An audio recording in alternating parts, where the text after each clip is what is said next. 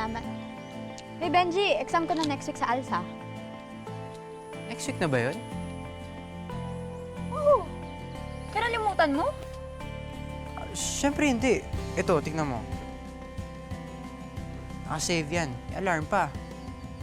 Kaya siguradong nandun ako para supportahan ka. Oh, paano mamaya? Review tayo. Siyempre naman. Sige. Hintayin kita, ah. Oh, iwan ko muna to dito ah. May inutos kasi sila. Sige. Ah, Benji! Oh, bakit? Salamat, ah. Sa lahat ng ginagawa mo para sa akin.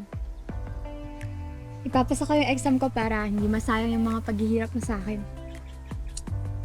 Alam mo, ipapasa mo yung exam mo dahil deserve mo.